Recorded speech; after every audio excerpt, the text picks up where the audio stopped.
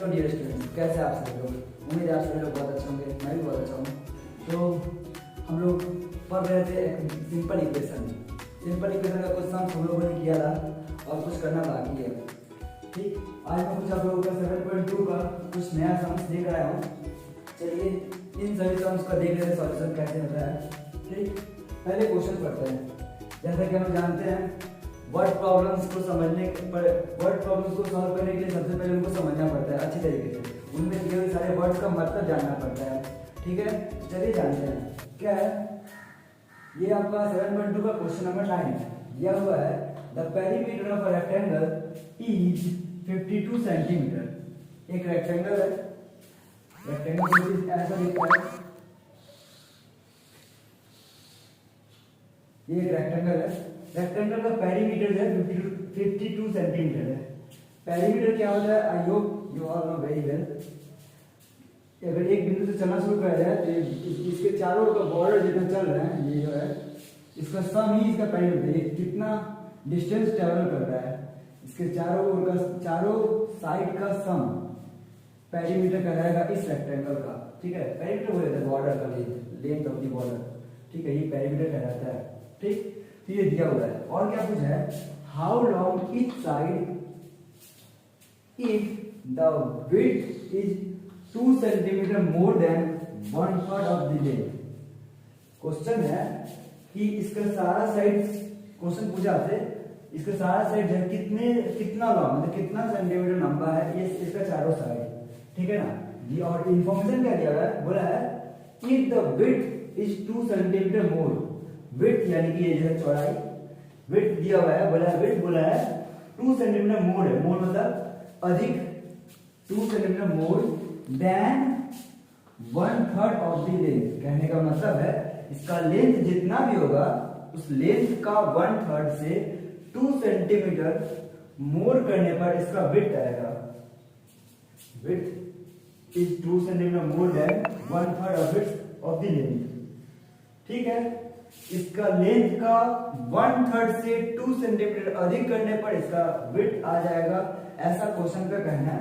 बातें समझ में आई है? चलिए अल्टीमेटली विड्थ का रिलेशन लेंथ से है, तो हम लेंथ को ही एज्यूम करते हैं तो विड्थ अपने आप मिल जाएगा। तो इसका सॉल्यूशन क्या है? Let the length of the rectangle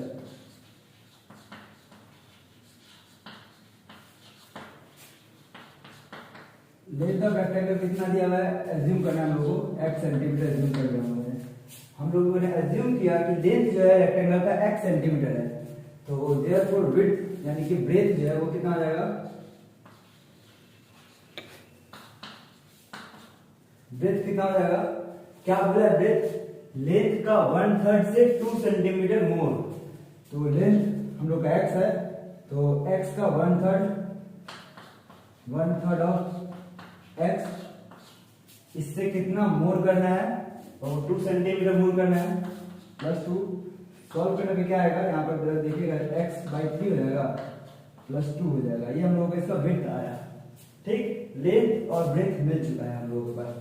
अब दिया क्या हुआ है? हम लोगों को पेरीमीटर दे दिया है। और हम लोग पेरीमीटर का फॉर्मूला जानते हैं। क्या होता है रेक्टेंगल का पेरीमीटर फॉर्मूला? रेक्टेंगल का पेरीमीटर फॉर्मूला होता है 2 × लेंथ प्लस ब्रेथ। अच्छा, हाँ मैंने ब्रेथ दिया, यहाँ पे विड्थ दिया हुआ है। विड्थ ब्रेथ सब एक ही मतलब है, सब दोनों का मतलब चौड़ाई ही होता है। ठीक है, तो हम लोग जानते हैं सिंस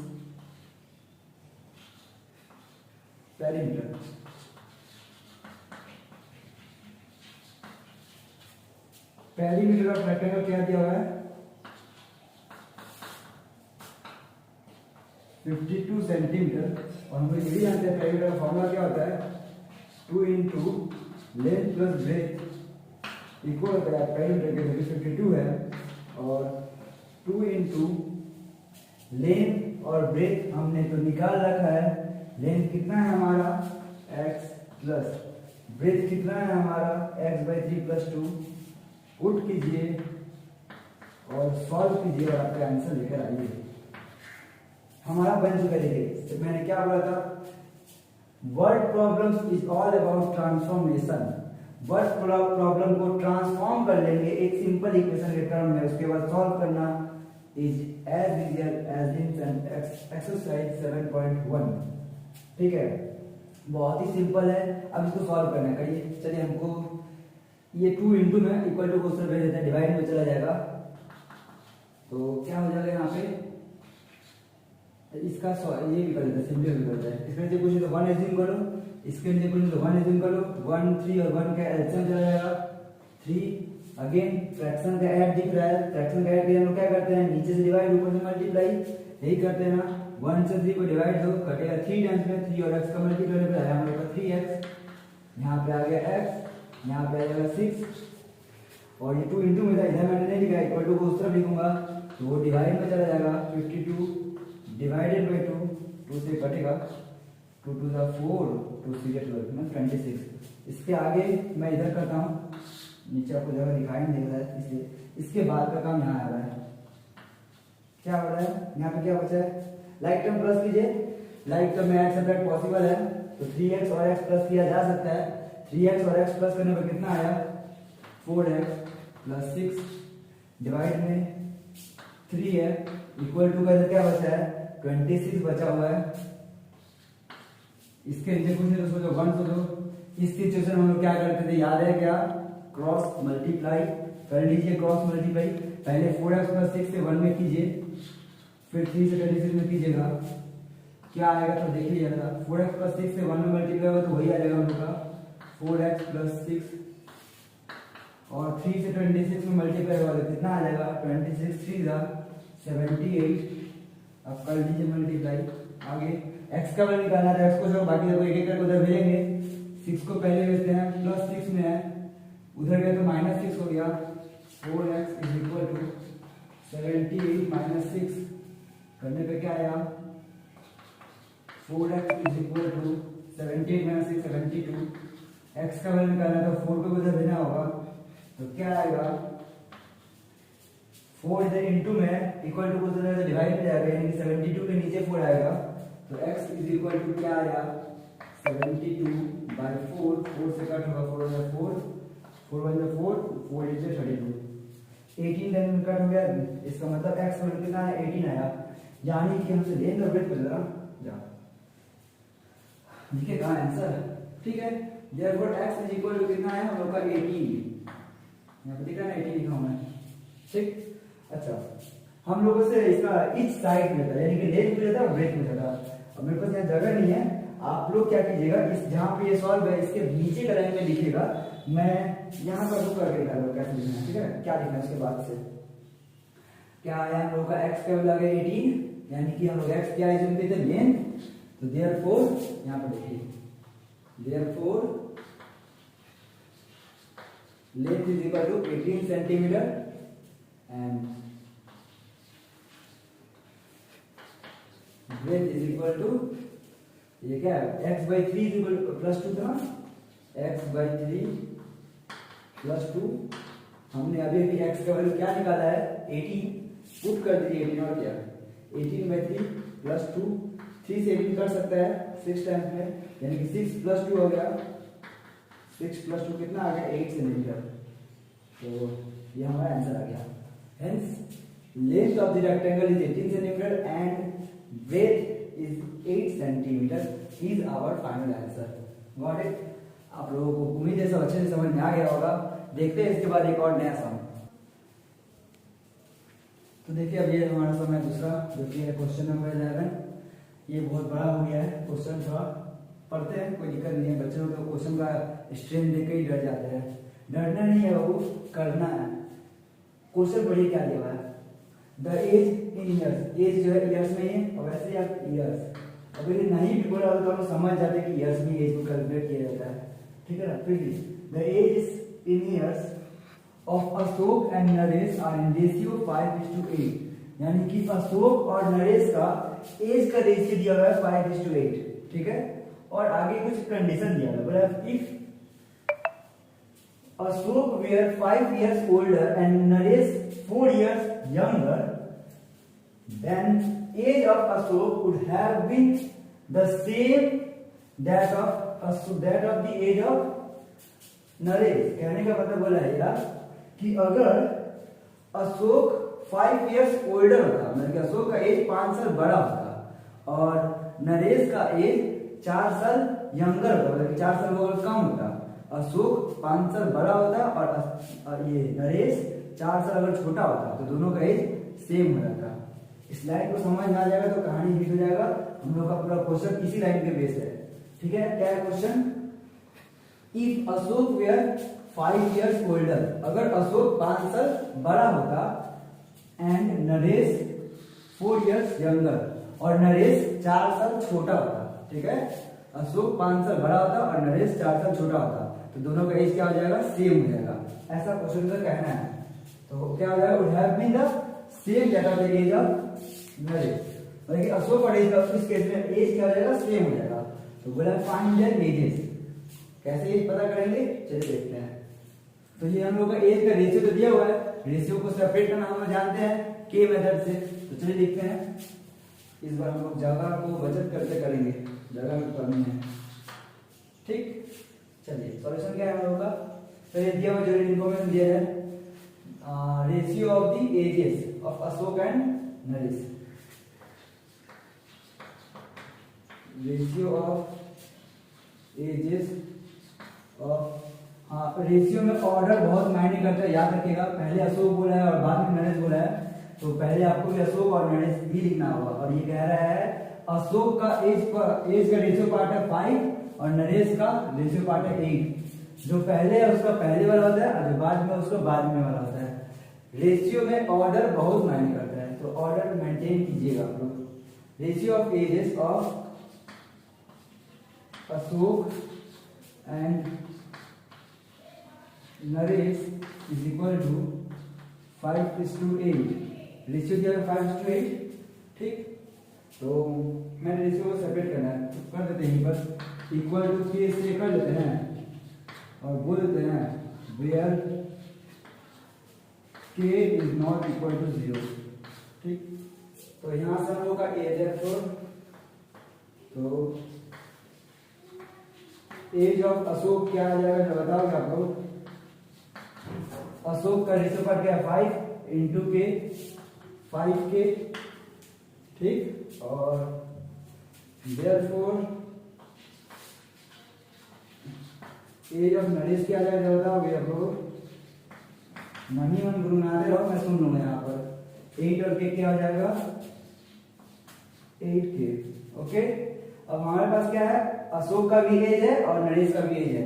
जो क्वेश्चन में बोला है वो किया जाए, चलो डायरेक्ट कर देते हैं। तो by question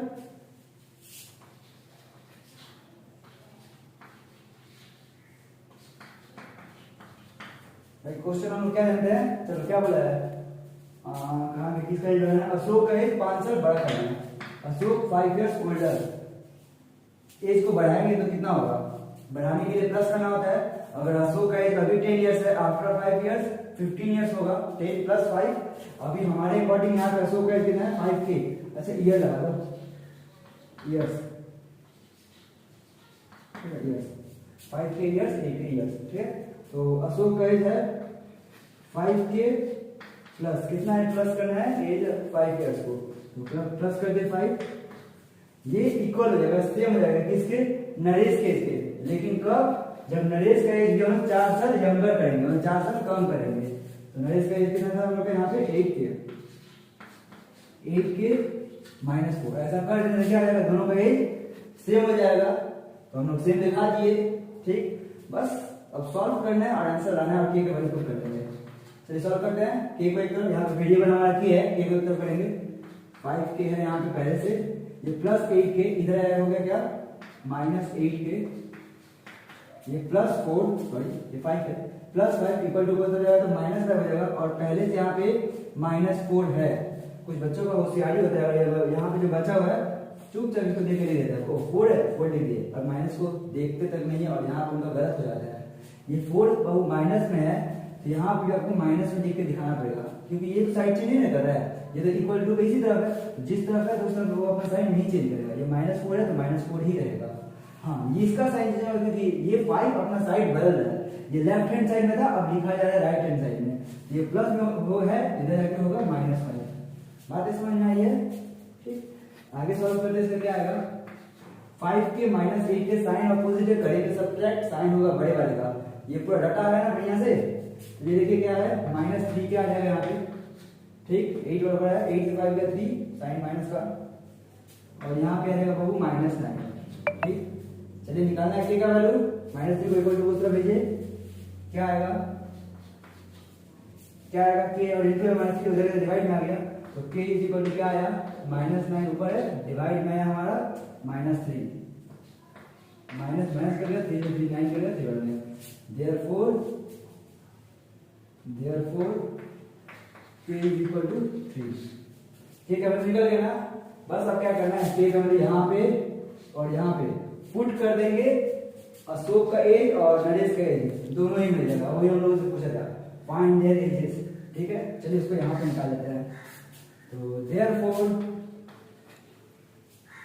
as of Ashok कितना हो जाएगा, therefore एज ऑफ अशोक कितना यहाँ पे 5 के, ठीक है वैल्यू कितना है हमने अभी भी निकाला, ठीक है 3 पुट कीजिए 5 into 3 which is 15 years, short में गया यार, ठीक है कोई समस्या नहीं है, एक पूरा ले लूं कोई नहीं है, ठीक है हाँ। और फिर therefore एज ऑफ नरेश का कितना है 8 के 8 into 3 k का वैल्यू 3 था, कितना मल्टीप्लाई करोगे 24 यस। अब एक मजेदार चीज दिखाऊं क्या, खुद का आंसर आ गया, अशोक का एज है 15 इयर्स, नरेश का एज है 24 इयर्स। तो मजेदार चीज दिखाओ क्या, क्वेश्चन करते हैं, क्या बोला क्वेश्चन, अशोक 5 साल बड़ा होता, अशोक का एज कितना है 15, अभी उसका एज 15 साल है, 5 साल को अगर बड़ा कर देंगे तो उसका एज कितना हो जाएगा, बिल्कुल 20 इयर्स हो जाएगा, 15 है 5 साल बाद 20 इयर्स हो जाएगा, मतलब 5 साल मैंने अशोक को बड़ा कर दिया, ठीक 20 है इसको याद रखिए। और क्या बोले नरेश का एज अगर 4 साल छोटा होता है ना, नरेश 4 साल छोटा होता, नरेश का अभी कितना है 24 इयर्स ना, अगर अभी वो 24 इयर्स है, वो अगर 4 साल छोटा होता तो उसका कितना होता 20 इयर्स होता कि नहीं होता, दोनों का इससे हो रहा है कि नहीं हो रहा है, बिल्कुल इससे भी समझ आ गई हम लोगों ने जो सम बनाया है वो एकदम सही बना है, हम लोग का बन चुका और आंसर आ चुका, नोट कर लीजिए। इसके बाद हम लोग देखेंगे अब 7.3 का सम, अब 7.2 में लगभग आप लोग बना लोगे, इन केस अगर कोई डाउट आता है तो मुझे इन्फॉर्म कीजिए, मैं बता दूंगा पूरा सम। तो हम लोग आ चुके हैं अब एक्सरसाइज 7.3 में, ठीक 7.3 का पहला क्वेश्चन बोला है solve the following equation and check the solutions, मतलब कि इक्वेशन को सॉल्व करना है, उसके बाद आपका जो आंसर आया है उस आंसर को चेक भी करना है, आपके सॉल्यूशन को चेक करना है कि आपने जो सॉल्यूशन दिया है वो करेक्ट है कि इनकरेक्ट है। चलिए देखते हैं इसका सॉल्यूशन क्या है। ये तो सिंपल सा इक्वेशन दिया हुआ है और इससे टफ इक्वेशन हम लोगों ने 7.1 में किया है, बस इसको सॉल्व करना है, बस इसमें एक काम एक्स्ट्रा क्या करना है, चेक द सॉल्यूशन, सॉल्यूशन को चेक करना, सिखाऊंगा कैसे चेक करते हैं, कोई समस्या नहीं है। चलिए देखिए क्वेश्चन नंबर 1 क्या है, इस इक्वेशन का हम लोग एक ही काम करते हैं, क्रॉस मल्टीप्लाई करो, तो पहले x को कर लो फिर नंबर को कर लेते हैं, फिर 5 से जब इस पूरे में मल्टीप्लाई होगा तो क्या आएगा बताओगे आप लोग, 5 और x में मल्टीप्लाई होगा तो 5 आएगा, प्लस माइनस माइनस हो गया, 5 जो हो गया 25, एक सेट का जैसे ही मल्टीप्लाई कंप्लीट होता है हम देते हैं इक्वल टू, बारी है दूसरे सेट का मल्टीप्लाई करने का 30 और 1 का मल्टीप्लाई होगा कितना जाएगा 30, बस करना क्या है x पे एकदम नंबर्स का ग्राफ, ये रहा दूसरा नंबर जो कि इक्वल टू का उस तरफ जाएगा, क्या होगा ये -25 हो जाएगा, क्या बन गया +25, 30 + 25, जो प्लस करने पे कितना आएगा 55। अब क्या करें x का वैल्यू निकालना, 5 को उधर भेजेंगे तो क्या आएगा 5 का वैल्यू, 5 इधर इनटू में है, इक्वल टू उधर जाएगा तो डिवाइड में जाएगा, 55 के डिवाइड में आ गया 5, कैंसिल पर 5 में 5 11 नोट कर दिया, तो therefore x is equal to 11, ये हमारा आया सॉल्यूशन। x का वैल्यू कितना है 11। क्लियर हुआ आप लोग को? ये तुम कितना आसानी से निकाल लिया और आंसर भी आ गया। अब हमको बोला चेक करिए कि आपका जो दिया हुआ आंसर है, जो आपने आंसर निकाला है, वो करेक्ट है या इनकरेक्ट है। अब वो कैसे चेक करेंगे, चलिए चेक करते हैं। देखिए चेक करते हैं। चेक करने के लिए करना क्या होगा, कभी कभी आपको एलएचएस लेकर एलएचएस डालिएगा पूरा और उसको सॉल्व करके आरएचएस वाला वैल्यू डालिएगा, या फिर कभी कभी आपको ऐसा करना होगा, कुछ पोर्शन एलएचएस को सॉल्व करना होगा और कुछ पोर्शन आरएचएस को सॉल्व करना होगा और दोनों को इक्वल दिखाना होगा। आप अगर ऐसा कर पाए तो आपका मतलब कि सम्स आपका जो सॉल्यूशन हो गया वो चेक हो गया।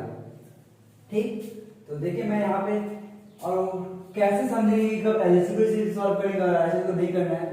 सिंपल, जिसका वैल्यू निकाले वो कहाँ है देख लो, जहां जाना होगा वहां पुट करना है। सिंपल सी वही बात है। तो हमारे केस में ये x का वैल्यू निकाले और x केवल एलएचएस में ही है, तो सिर्फ एलएचएस में पुट करेंगे और सॉल्व करके आरएचएस का वैल्यू लाएंगे। और अगर आरएचएस सॉरी क्या बोल रहा हूं मैं, अगर आरएचएस का वैल्यू आ गया मतलब कि हम लोगों का प्रूफ हो गया, हम लोगों का जो सॉल्यूशन है वो करेक्ट है। तो मैं सॉल्व करूं, हम लोगों का एलएचएस क्या है, चलिए देखते हैं एलएचएस क्या है। एलएचएस हम लोगों का 30/x-5। हमने अभी x का वैल्यू क्या निकाला, x का वैल्यू 11 निकाला, पुट करते हैं 11, तो क्या आएगा 30, ओह ये कर रहा हूं, 30/11-5 क्या आएगा जरा बताइएगा। 30/11-5 कितना हो गया 6। अब ऊपर से कटता है तो काटते हैं ना, काटो भाई, कटा है 6 बन जाए 6 से 30 कटेगा कितने टाइम्स में, बोलिए, मन में गुनगुनाइए, मैं यहाँ सुनूंगा। 6 5 जा 30, आंसर क्या आया हम लोगों का 5। जरा देखिएगा आरएचएस का वैल्यू क्या है 5 ही है ना, तो मतलब हम लोगों का जवाब सही है। यहाँ पे आप चेक लिख दीजिए या फिर वेरीफाइड लिख दीजिए, जो आपका चल रहा है लिख दीजिए। बोला चेक करने के लिए मैं लिख रहा हूँ चेक, हम लोगों का जवाब सही है, काम खत्म। देखिए कितना सिंपल है कि नहीं। आपने जो वैल्यू निकाला है उसको वेरीफाई कर लिया, हमने जो निकाला एकदम सही है। क्लियर हो गया? चलिए एक और समय वो भी देख लेते हैं। ये तो बहुत ही सिंपल है, एकदम इजी है, क्योंकि यहाँ पे आ गया 0। 0 को हम लोग ऐसे ही थोड़ी ना 0 बोलते हैं, ये 0 सच में है। हम लोगों का सम्स को बहुत ही आसान बना देता है। चलिए देखते हैं यहाँ पे इसका कैसे सम होगा। सिंपल, इस सिचुएशन में करेंगे एक ही काम, वो है क्रॉस मल्टीप्लाई। 1 - x का 1 से मल्टीप्लाई होगा तो क्या आएगा, बिल्कुल 1 - x ही आ जाएगा। और 2 + x का 0 से मल्टीप्लाई होगा तो क्या आएगा, 0 से जो टकराएगा 0 बन जाएगा। लेकिन मल्टीप्लाई और डिवाइड के बाद प्लस माइनस मत कर देना। 2 + x का 0 से मल्टीप्लाई होगा कितना आ गया 0। अब करना क्या, x का वैल्यू निकालना, निकालो x का वैल्यू। 1 को इक्वल टू पोजीशन भेजो, तो ये तो x पहले से है, लेकिन ध्यान देना माइनस में है, ये माइनस में ही जाएगा क्योंकि ये साइड चेंज नहीं कर रहा है, ये साइड चेंज कर रहा है 1, तो 1 का साइन चेंज हो जाएगा, +1 हो जाएगा तो -1। 0 अब है 0 तो मतलब कुछ भी नहीं, तो 0 - 1 यानी -1 ही होगा, इसलिए मैंने डायरेक्ट -1 ही लिखा है। ठीक, अब दोनों तरफ का मैच कर लिया, देयरफॉर x का वैल्यू क्या आ गया +1 है ना मजेदार। x का वैल्यू निकलेगा कितना आराम से। अब इस x का वैल्यू को क्या करेंगे, वही सेम चेक करने के लिए पुट करेंगे। चलिए चेक करते हैं।